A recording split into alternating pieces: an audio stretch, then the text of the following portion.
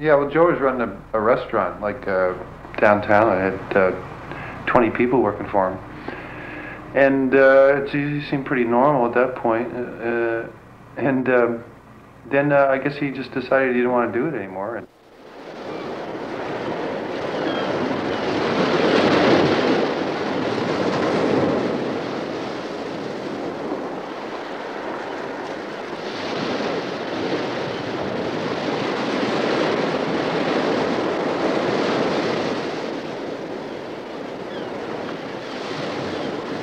he didn't have any particular place to stay. He stayed with us for a few days, but it gets a little tight with Joe pacing around in his somebody else's space. So he found a cottage down in Causeway Road that was kind of fallen in.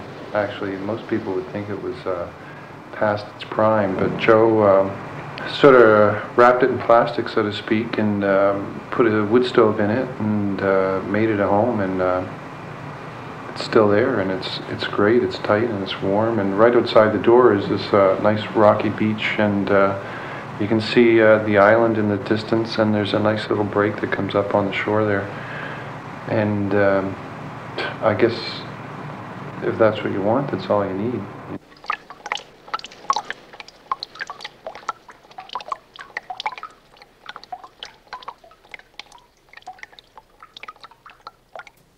After 2 weeks of watching TV, like what's on these days, if you keep watching that every fucking day, there's something wrong with you.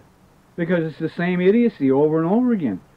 With different different characters, different costumes, and different words, right?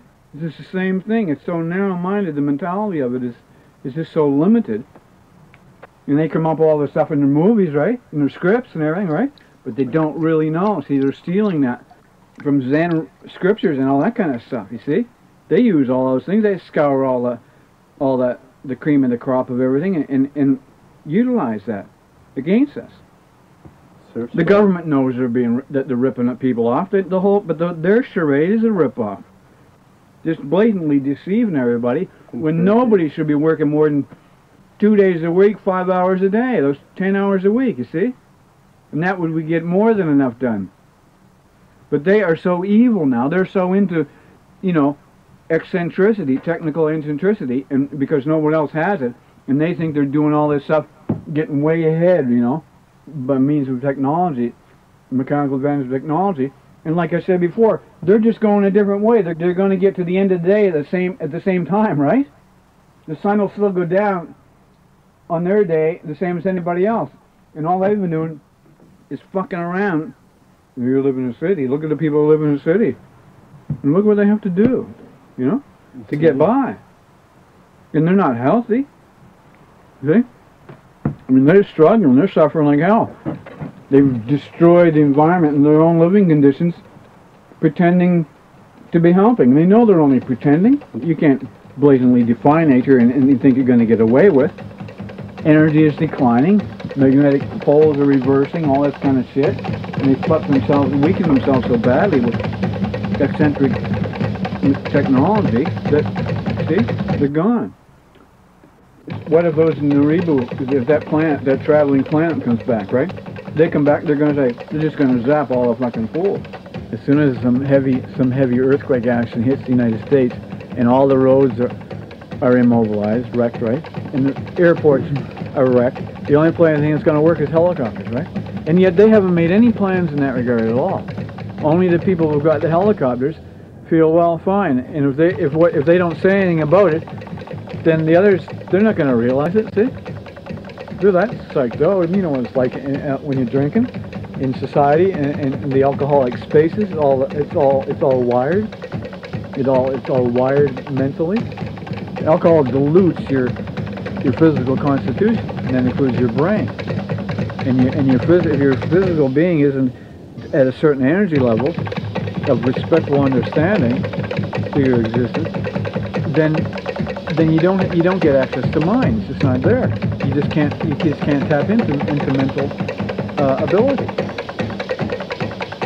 And alcohol reduces your physical, it impairs your physical function, and they don't have the capability to recover.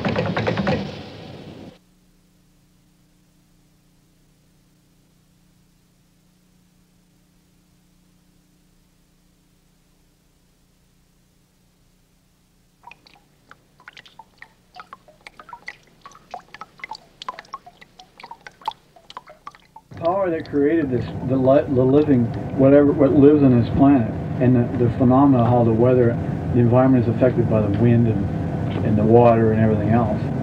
And that could be it right there. The ocean. The sea is alive, right? It's like our blood. It's almost, our blood and the ocean are almost the same type of fluid. And look at all the living creatures that live in that, right down to the microorganisms, right? The salt water is teeming with microorganisms. And again, you throw in the multi-dimensional factor and what have you, right? That thing could be totally alive. That could have come from another planet. That could have materialized. That could be the essence of consciousness. That living earth, that water, that thing could just perhaps just coil up and leave this planet entirely. You could just get up and look at the weather and figure out the waves or what, and then you have fun surfing. Yeah. The other way, you're dependent on all these things that are related to the whole bloody internet and the whole rat race.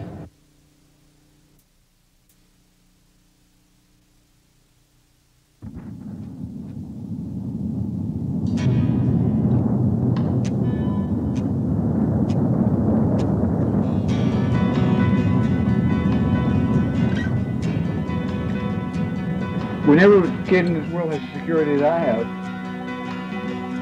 right now, then I'll agree with let the other people, those other eccentrics, carry on with their fucking game.